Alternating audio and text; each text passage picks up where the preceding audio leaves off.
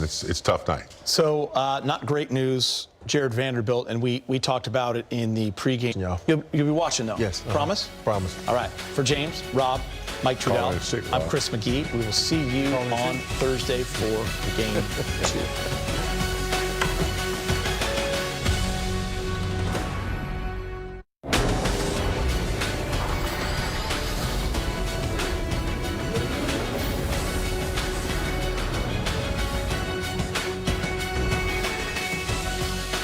Hello and welcome to Access Sportsnet Lakers, brought to you by your Toyota dealers. We make it easy. Chris McGee alongside Robert Ory and Big Game James Worthy, Mike Trudell out there in OKC. Lakers fall to the Thunder in Game 1 of Round 2. We knew coming in the Lakers would have to shoot the basketball really well and take care of the basketball. They shot 41%. They turned it over 18 times. That led to 20 points. OKC just doesn't give you a lot of room to breathe, Big Game, and not a lot of room for error. They play 11 guys. They send a lot at you. They hit 13 threes. They shot 43% from downtown. 8 of those threes came from their bench, and they won that bench battle as well, 34-15. Yeah, there's no breaks with Oklahoma. You have to have your antennas up for 48 minutes. It only takes them, 60 seconds, excuse me, 90 seconds to really, turn a game around. You can't turn it over. They come at you so many different ways. But I thought tonight's game, for a Game 1, I thought the Lakers, held their own for a while, Geeter. In the first half, they fought well. They got some support from LeBron and, Marcus. But Oklahoma's they're just too good, man. They come at you in waves and they rebound the ball well. They turn you over. And the Lakers fell victim to that, especially, toward the second quarter and most of the third. I thought the game plan was great. You think about it, they held SGA under 20 points. Their highest point total was, 24 out of check. And for me, I know sometimes, we just shot the ball poorly. You shot the ball poorly for a reason. And same thing applies to the Lakers. You look at the way Marcus and Austin Reaves shot the ball. They were 7 for, 31 between the two of them. And if your two guards have that, that's not going to work. And you told Luke Kennard, and that's 1 for 4. So that's just a bad shooting for the guards. So, it's the first game on the road. I know the Lakers recently played in the playoff series, but they still had a lot of days off. So hopefully next game, those two guys can shoot a little bit better, because just keep, sometimes when you lose a game, you scrap everything. But I don't think they need to scrap anything. They just need to shoot the ball better. Yep. So I think the game plan, the whole SGA, how they did, it was perfect. You look at these margins, right, and OKC wins every quarter, +5 after 1, +3 in the second. So that gets you an 8-point lead. Then they go +4 in the third. That gets you a 12-point lead. And then they win the fourth by 6. You end up losing by 18. They just wear you down and they win the quarters, James. And one of your comments, and we were just watching the game, is we just need to win a quarter. Yeah. You kept saying that, just win one quarter. And that's the way you have to try to plan. I thought the Lakers came close to doing that.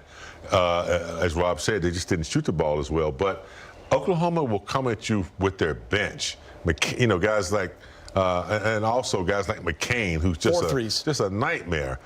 When their bench comes in, they don't lose a step. In fact, they play a little bit more aggressively defensively. So the Lakers, they didn't shoot the ball well. I think if they had shot better, it would have been a closer game. It's one game. You can't just be bad on yourself, be down on yourself about this game. You look at the good, and you try to correct what you need to. Yeah, you look at OKC, 6 players, 4 of those on the bench with the plus double-digit plus-minus. Let's look at their trio. No Jay Will. A.J. Mitchell fills in and plays absolutely phenomenal. Shai Gilgeous-Alexander, Chet Holmgren, and A.J. Mitchell, they combined for 60 points, guys, but they do it 18 of 34, Rob, so the efficiency is there. Chet, 9 of 17 for 24 points, hit a couple of threes. A.J. Mitchell with 18 points. And Shai, this is a series we thought he would get minutes for sure. We thought J.J. would go to that 9-man rotation because of the athleticism, the length, and his ability to play tough and just muck it up and cause some havoc and some problems. So this is a series where you were going to have to use him, especially defensively. defensively, and the full dislocation of the right pinky, Rob. So not good news, and it looked very painful, and we hope he's okay. Yeah, it looked very painful. It's one of those things where you go in and try to block the shot, and usually guys are so used to hitting the backboard full hand like boom. He caught the edge, and that pinky was on his way down. So his hand went one way, the pinky went the other way, and you don't want that. And the thing about it is, it's the pain tolerance, because he's, like James pointed out, it was his right hand, he left-handed. And so hopefully, they can, like, I don't know how. Tape on it. I don't know anything about a full dislocation, but sometimes you can pop that thing back in and go. I don't know. So because we're going to need Vandy. We're going to need his size and athleticism. Yeah, I hope it's something they can manage. A lot of times you could tape two fingers together and kind of make it work, but still he uses his hands a lot. So that's a big part of his that's game. That's going to be an issue. It has to be a nice pad on there too, but we'll see. Hopefully it's not so bad that he can't recover and play the rest of the series. All right, guys, time to hear from Coach J.J. Redick, brought to you by your Toyota dealers. JJ, I'm sure you have to go back and watch, but where do you think the turning point or kind of key difference was tonight? I don't think there was a turning point. I think it was a general theme throughout the night. When we made game plan mistakes, they hurt us. I thought the Houston Game 5 was the most game plan mistakes we made in a playoff game so far. We obviously lost that game. You're playing the world champs. Your margin for error in terms of mistakes is not that high. You can make mistakes. Basketball's a game full of mistakes. There's just too many tonight. We got to clean that up. But there were some good things. We won expected score. Held Shea under 20. He ended up with 7 turnovers. The guys played hard. We just got to do a better job with execution. It comes down to just the attention to detail on that, and I know we'll clean things up and be better. Did you find the execution errors to be primarily offensive or primarily defensive? Primarily defensive. There were some things we did offensively that weren't necessarily what we had talked about, and sometimes ran a set and didn't do what we're supposed to do. But I mean that always is going to happen. I think the game plan defensively, when whether it was a coverage thing or Shea coverage, it just seemed like every time we didn't execute, they hurt us. And then the other point of that was, when they did get an offensive rebound, they absolutely killed us. We didn't do a good job of building back out on the offensive rebound. There was a report that Jed Vanderbilt suffered a full dislocation of his finger. How's he doing? I just talked to him. He's in as good a spirits as you can be in this situation. Obviously frustrated with what happened. In that moment, just like, I don't know, can you just sort of describe the amount of pain he seemed to be in? I mean, from where we were sitting, it looked like. Yeah, it looked. I went to go check on him because it just looked bad. I mean, he was audibly screaming, and knew he had done something. So we're obviously disappointed that happened, and it's a freak injury. JJ, could you talk about sort of like the job that the guys did on Shea, and then obviously like you said, held them under 20, and they still outplayed you guys or outscored you guys by that much. Is that just sort of a testament to their incredible depth? Oh no, I mean, look, I think when we did our Shea execution, we did a good job. The rotations out of that weren't always great. They got good players. They shot 16 for 28 on non-paint twos. Again, we did some good things. I'm not that 108-90 doesn't matter to me. We lost a game. AR obviously didn't have his typical kind of a night. Is this just refining his rhythm after being out for a month, or what kind of do you make of that? Yeah, he didn't play well, but he's going to bounce back. He's a great player. You guys held them to 108. I mean, I'd say that probably would be well below their season average, their postseason average. Where do you think you can generate more offense in this series? We got to make shots. I mean, we got to make shots. 10 for 30 from 3. Austin goes 3 for 16. Thought Luke's passed some really good looks down early. Then don't turn the ball over. We had 10 turnovers in the second half. I mean, that's the other part. There's that third quarter stretch, and I think Austin gets an open three in the wing, misses, would have cut it to three, and then they go down and kind of get the 6-point swing and then a steal. Is that with just how potent OKC is, those margins, how difficult to contain are those bursts? Yeah, we hung around all night. I think we did a good job managing their runs. The game never felt out of reach to the very end. So we managed their runs. JJ, what did you think about kind of the shot quality that you guys were able to generate? Again, we won expected score, so it was good enough to win. And then you mentioned Luke kind of passing out some shots. I know you're constantly kind of trying to encourage him to take some of those open shots. Like, what do you kind of tell him now in the postseason to try to get him to take some of those? Cut it to 14, OKC using that timeout. But that would be it. 108-90, the Thunder take a 1-0 lead in the semifinals of the Western Conference behind Chet Holmgren's 24, Shea's 18, and A.J. Mitchell's 18. The Thunder on second chance points. And actually, the Lakers had more offensive rebounds, but the Thunder turned 9 offensive rebounds into 21 points in the bench with 34. LeBron leading all scorers with 27 points. Game 2 of this series is Thursday in Oklahoma City, 6:30 p.m. on Prime, with the pregame on Spectrum Sports at 5:30. We had some breakdowns, and they're going to test you, obviously. They're going to see how many times they can make you have game plan, breakdowns or game plan discipline. And we had a few, almost too many, obviously, versus a team like this. And we know what they're capable of doing. They can go on a run where it's like, okay, we got it right here, 2-possession game, 3-possession game, and then boom. It's a double-digit lead, and that's what some of the great teams do. So just can't have compound mistakes over it. Those things, is just the actual film itself help for the cleanup, or is it just the knowledge? I mean, yeah, we have enough knowledge. I mean, shit, we already been in the postseason now. 7 games tonight was our 7th game in the postseason. So we have the knowledge, but we will see it on film and see ways we can be better. And obviously, they're going to make adjustments too, because that's what championship teams do. So we have to be ready for what they bring to the table as well. You guys' ball protection was better in the first half than in the second half. Would you say that was some of the game plan discipline at your guys' end, or do you think they were starting to maybe get a little bit of a better read on what you guys were doing? No, we just got to be better with the ball. Offensively, LeBron, obviously when you guys lose Luka, Austin miss a month, it's going to be tough. Just like, what are you seeing on that end of the floor right now? Where is it sticky, and how can you guys clean stuff up on that end? So yeah, where do you think the offensive issues are coming from right now? Obviously, that's a great defense. Issues coming from? Yeah. Yeah, we have a guy that averaged 37 a game. What do you average, 35 this year? 33 and a half? Yeah. I mean, what are you asking? Okay, well, I'm asking, like you guys... There's the issues right there. We're playing against the #1 defensive team in the NBA, as far as the ratings and everything. And when you play against great defense, you have to have guys that can attract multiple defenders on the floor at all time. Even I felt like we had great shots. We got some great shots tonight. We missed them. But when you play against the world champions, having a guy that averages 34, 6 and 8 and 8 and 9, whatever the hell that's special. So we have to be better at finding ways to get to the blender, finding ways to get to the paint.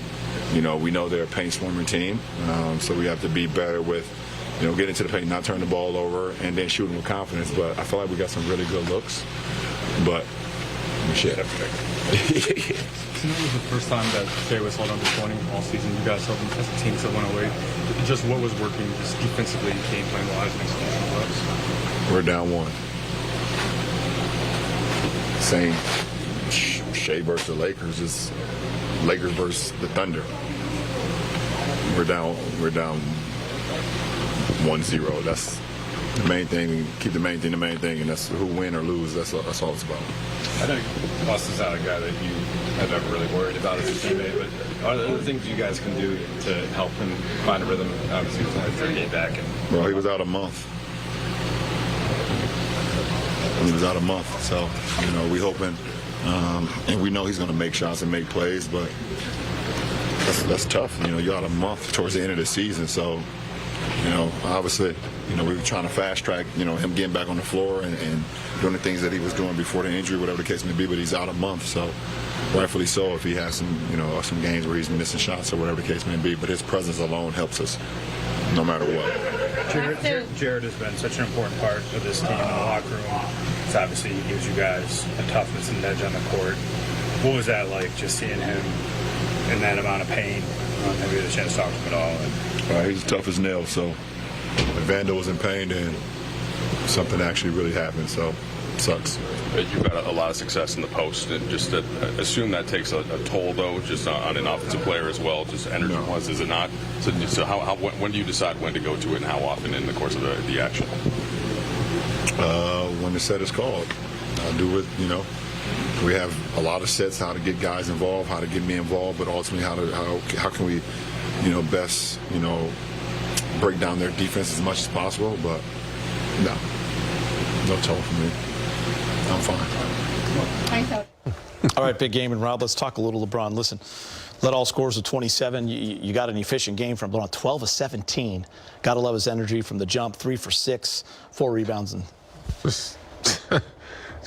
still at 41, to be asked to come back in, kind of reminds me of the Godfather movie. As soon as I get out there, pull me back in. Pull you back in. And, he's a leader, and I think he did a really good job tonight of setting an example of, how they need to play.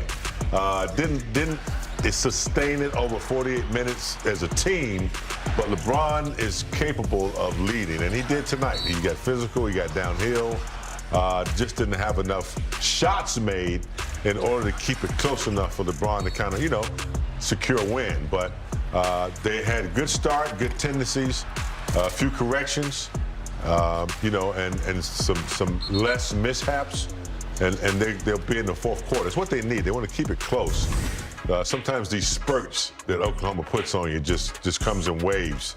They had it at 4, down to 4 one time, then 7, 8 points later in like a minute, Oklahoma was back up. So. Yeah, I take some positivity from this game and just correct the things that you need to correct for game 2. I think with LeBron, what I like best about this game is he didn't really have to exert a lot of energy to score. When he was direct pass, he did it. When he had the post-ups, he did it. So think about it. If we can get that same game out of him and have some others make some shots, we'd be pretty good. And the thing about, you won't have to have LeBron carry the load at his age and his number of miles on his body. But I like the fact that he took 17 shots. He was 12 for 17 efficient, 3 for 6 from the three-point line. And I could tell, if you look at the threes that he made, I always look at the form.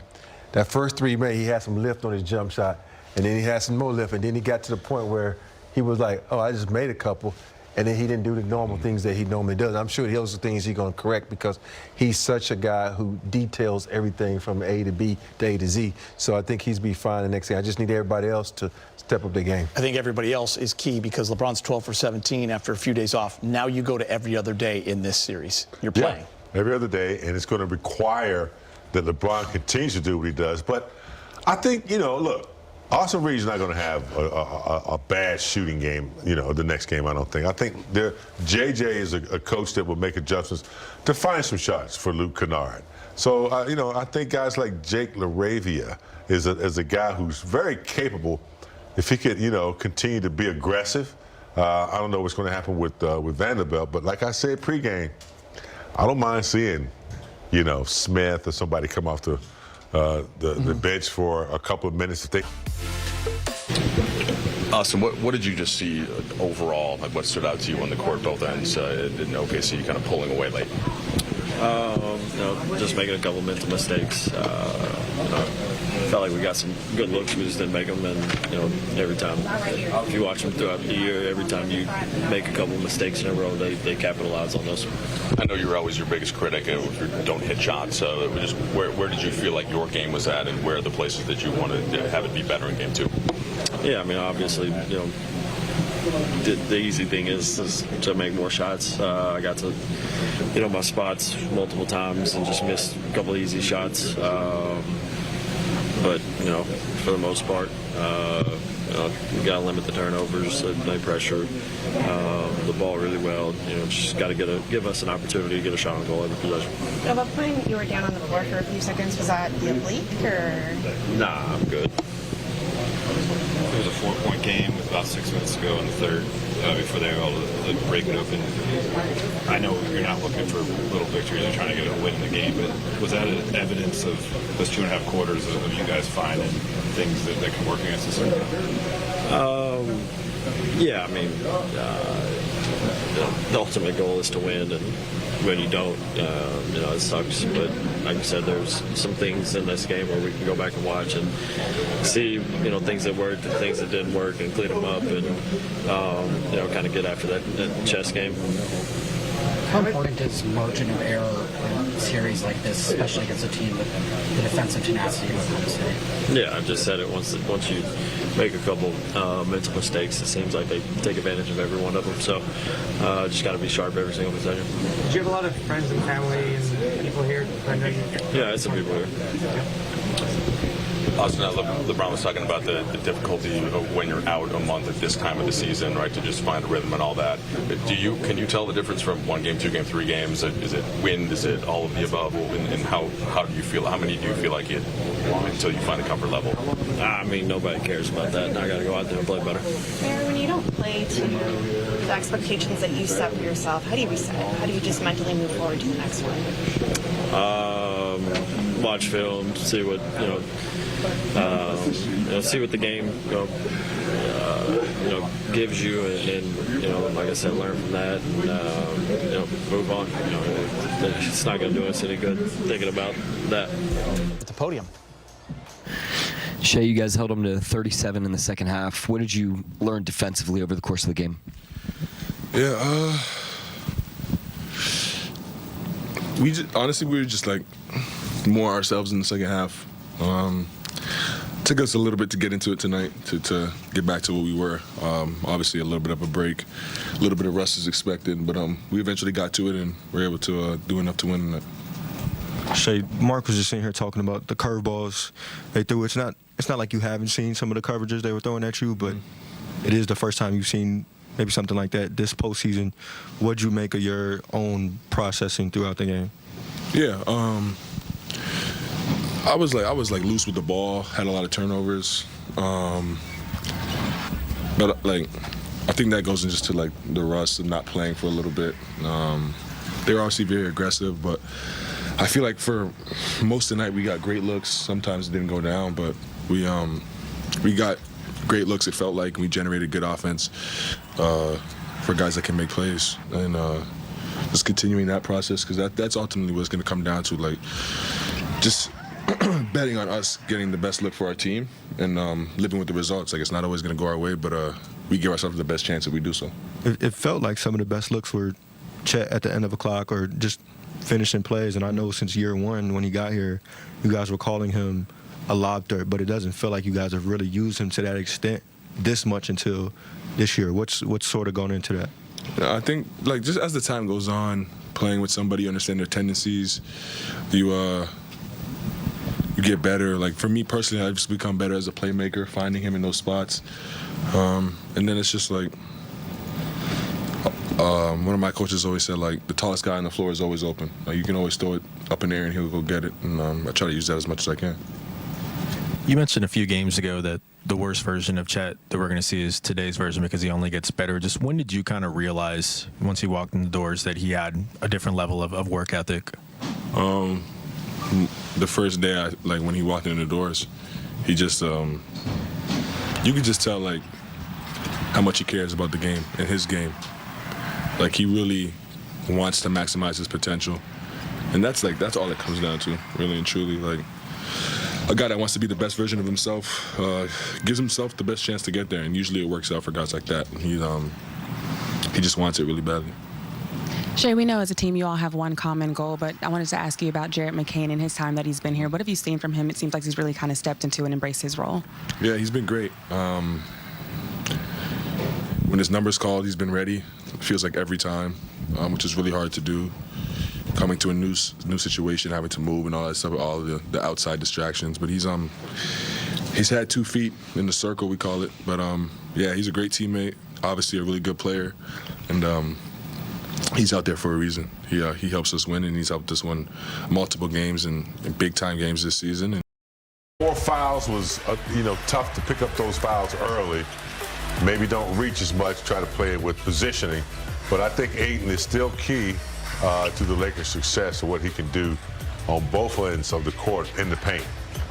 You got to be happy with the playoffs that he's had so far, Rob. Effort and everything on both ends. Yeah, I think, look, think about it. How many guys in the NBA playoffs right now are averaging double-figure rebounds? Yeah. This guy is going out, he's grabbing rebounds, grabbing offensive rebounds, being efficient, being effective, and more importantly, he has to stay engaged. If they keep him engaged, that's the only way the Lakers are going to have a chance to go to the next round. All right, we're going to break, and we'll be back on the other side to wrap things up as the Lakers fall to OKC. As you guys saw that we were trying to double team. I think a couple times we would just execute that. Who's coming the double team. From where we didn't communicate well. I made a couple mistakes on that too. So. Yeah, I think that's the main things that they'll talk about. But I mean, he scored 18 points. Which I think he hasn't scored less than 20 points in like a couple of years or something, right? So yeah, I mean, we did a solid job, but I think we could be better. Obviously, OKC is well aware of how well you shoot the ball, and they try to really close out hard. It seemed like you did get some threes to go later, but is there any difference in how they're playing you and the places that you can attack? Yeah, I think, you guys see the lineups, they got a couple small guys, I think we have a size, we're bigger than them, so we got to use our size more, I know they're good at, shrink the defense, but I think Braun got a couple, touches in the post, but I think I can be, I can involve in that more, and then Marcus can, post up more, DA using his size, I think those kind of stuff we can use them more.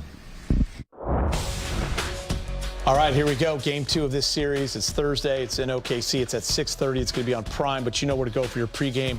That's on Spectrum Sports, and it starts at 5:30. And then right after the game, come over to us for your post-game coverage. Guys, if you have a couple keys, let's talk about them now. We got under a minute and a half, but for me, I look at this. Offensively, you're not going to have Luka Doncic, and you got to find ways to score points. You held that OKC team to 108.